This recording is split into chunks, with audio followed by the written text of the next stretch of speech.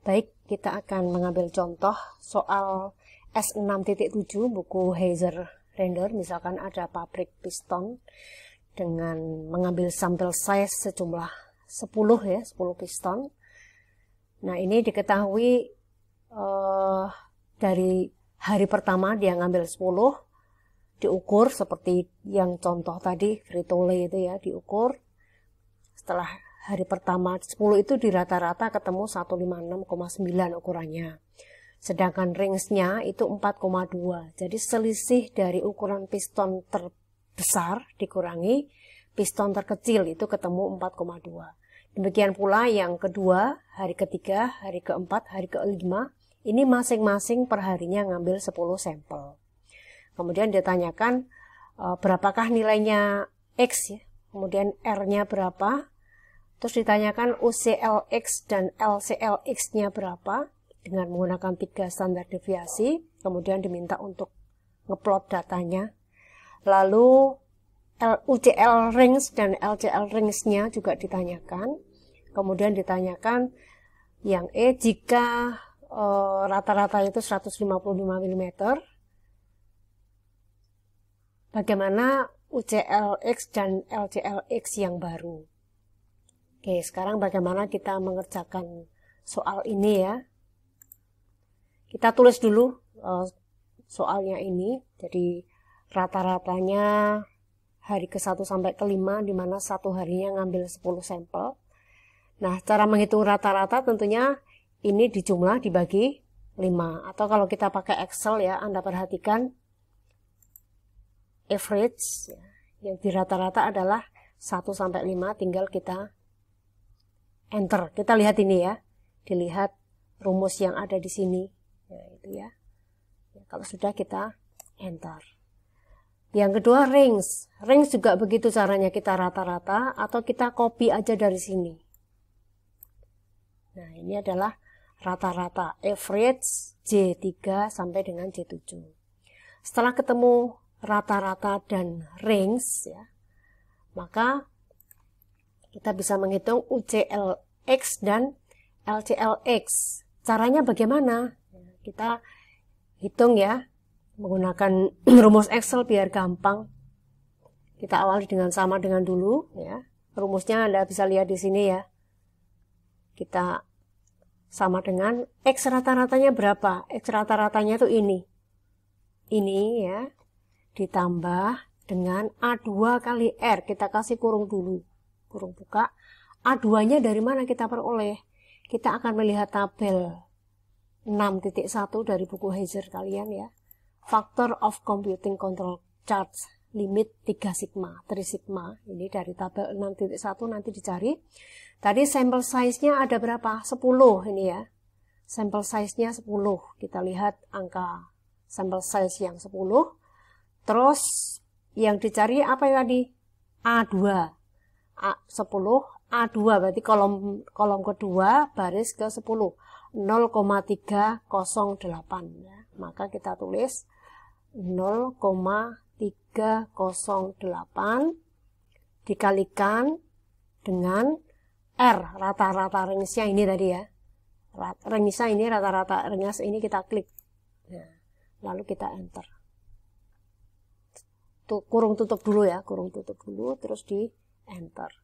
Nah, hasilnya upper control limitnya adalah 156,53. Sekarang LCL-nya bagaimana?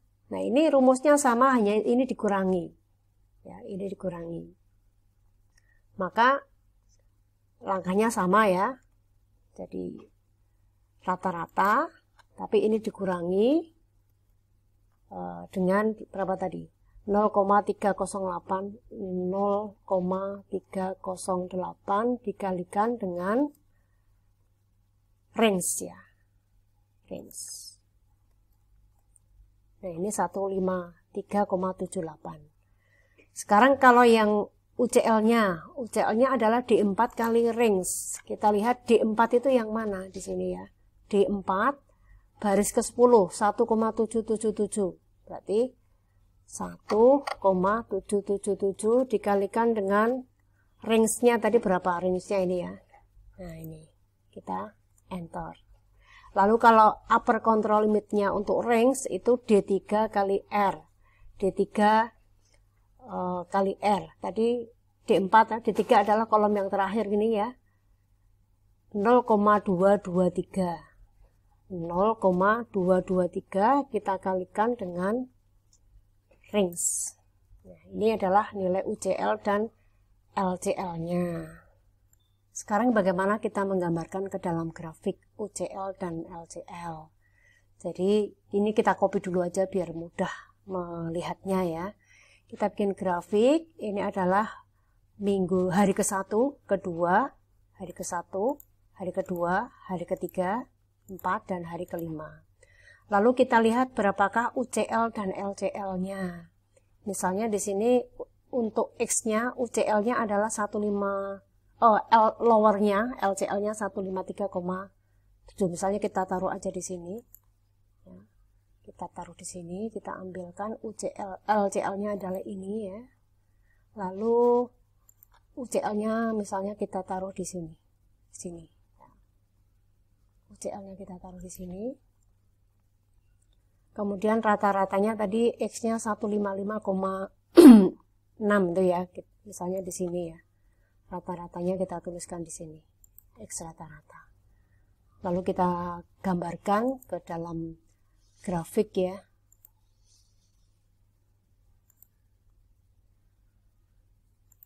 Kita gambarkan UCL dan LCL-nya. Misalkan ini adalah rata-ratanya di sini. Misalkan rata-ratanya di sini. Kita tebalkan biar kelihatan.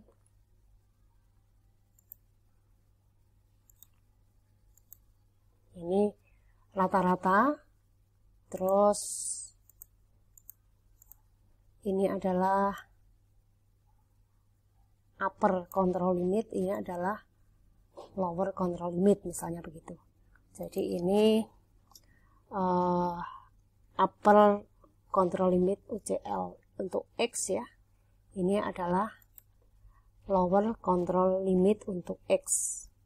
Nah, ini gambar UCL-nya dan LCL. Sekarang kita lihat yang pertama tadi 156,9 kita lihat.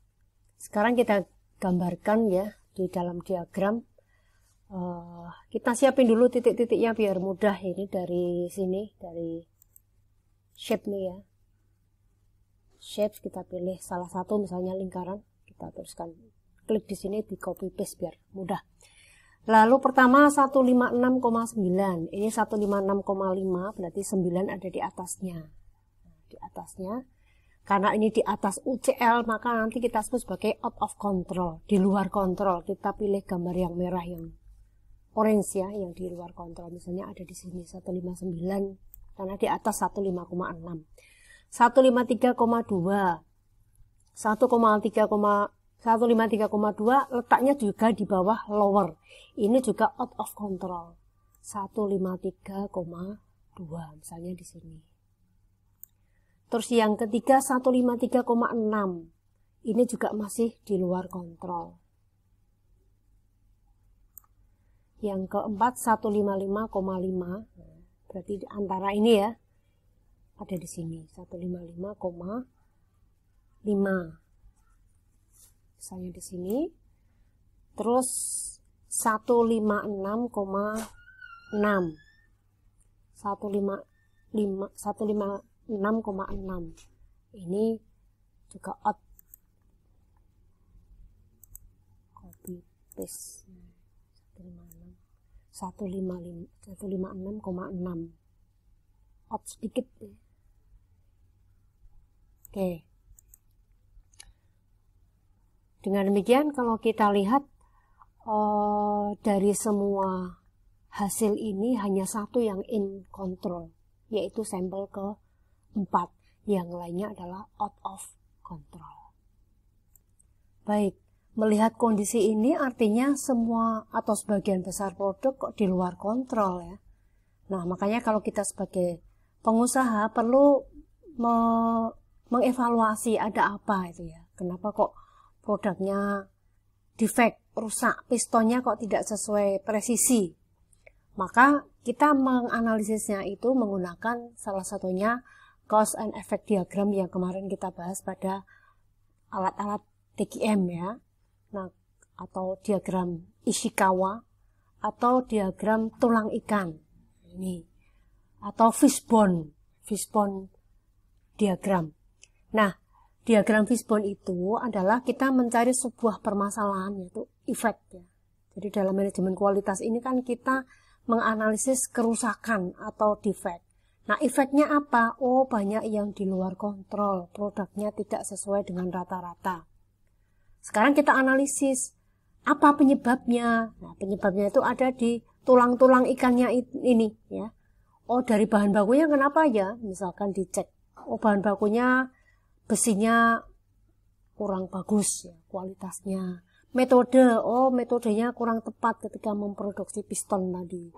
Tenaga kerjanya, ini tenaga kerjanya kurang termotivasi dengan baik.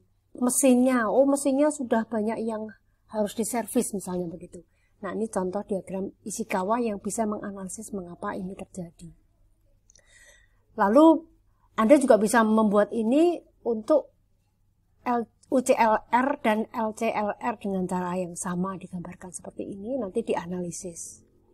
Kemudian kalau pertanyaan yang berikutnya, ini kalau rata-ratanya menjadi 155, bagaimana UCL dan LCL-nya? Ya, kita tinggal ganti X rata-ratanya ini aja menjadi 155 untuk menjawab permasalahan itu. Nah, sekarang tugas berikutnya Anda mengerjakan soal 6.6 dari buku Heiser.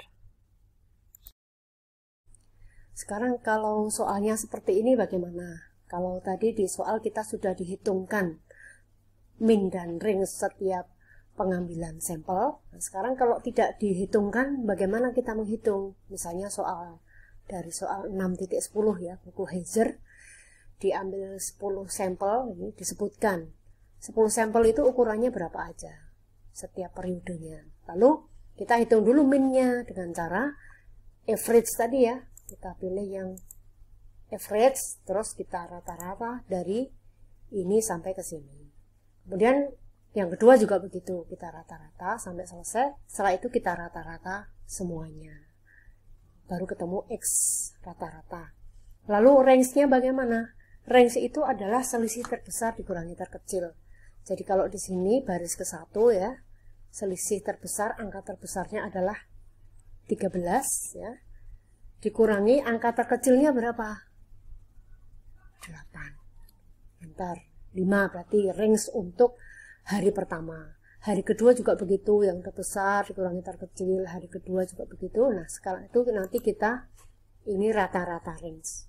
Selanjutnya caranya sama. Berikutnya untuk pickup proporsi.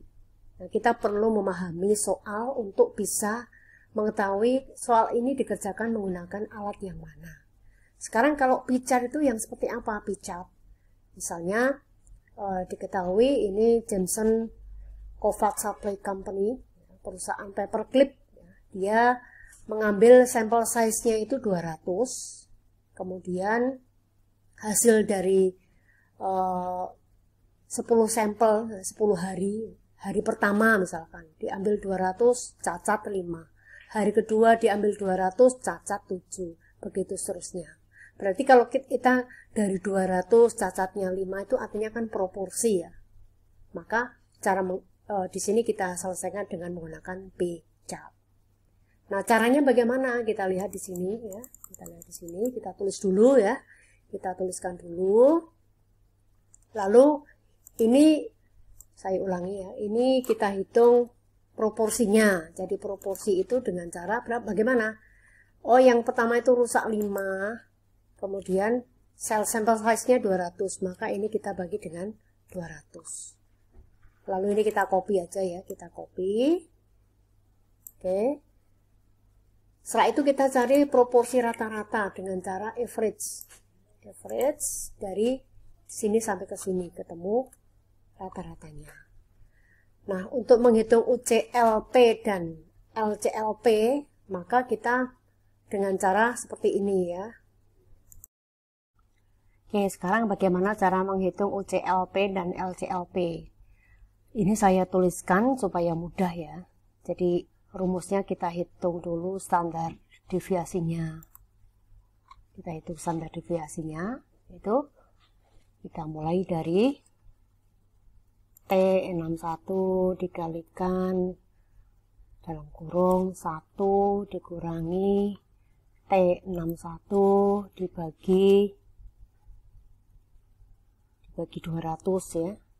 Bagi 200, akar pangkat setengah itu seperti ini ya. Ini adalah akar untuk menunjukkan ini kan ada akarnya ya. Jadi akar itu kalau di Excel pangkat setengah. Nah hasilnya ini. Sekarang UCLP-nya kita hitung ya. P-nya ini ya. P ditambah Z kali P. Z-nya standar deviasinya adalah 3. Sigmanya ya, bukan standar deviasi. Sigma Z-nya adalah 3 dikalikan standar deviasi P-nya ini. Nah ini UCL, kemudian lowernya sama tapi dikurangi ya. Lowernya dikurangi. Jadi P dikurangi 3 dikalikan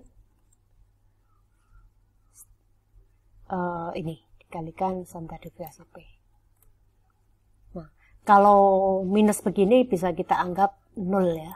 Bisa kita anggap sama dengan 0. Nah, langkah berikutnya kalau kita diminta untuk gambar grafik, caranya sama dengan yang tadi. Oke, berikutnya Anda bisa mengerjakan di soal yang lain ya, untuk tugas ya, soal 6.25, ini yang setipe dengan ini. Jadi ingat tugasnya apa aja. Baik, sekarang yang C-chart. Ya, C-chart.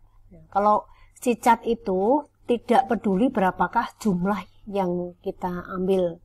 Misalnya kalau di sini komplain ya, atau keluhan ya, setiap minggunya. Jadi kerusakan per unit kan kemarin C-chart itu ya. Berapakah jumlah komplain per minggunya? Tidak peduli siapa yang melihat billboard, tetapi kita melihat berapa jumlah komplainnya. Misalnya ada 6 minggu, ini adalah komplain setiap minggu. Maka C-chartnya kita tulis lagi jumlah komplain. Rumusnya C plus Z akar C. Mudah sekali. C minus Z akar C. Ini kita hitung dulu rata-ratanya, average ya. Nah, maka kalau kita menghitung berarti C-nya ini ya. C ditambah kemudian Z akar C. Z-nya adalah 3 dikalikan akar C. Nah, C-nya ini ya. C ini pangkat setengah. Pangkat setengah karena akar. Pangkat 0,5. Oke. Nah, kalau yang ini dikurangi ya. C dikurangi 3 dikalikan 6 pangkat setengah. Nah, ini juga sama dengan 0. Nah, langkah berikutnya adalah Anda menggambarkan grafiknya.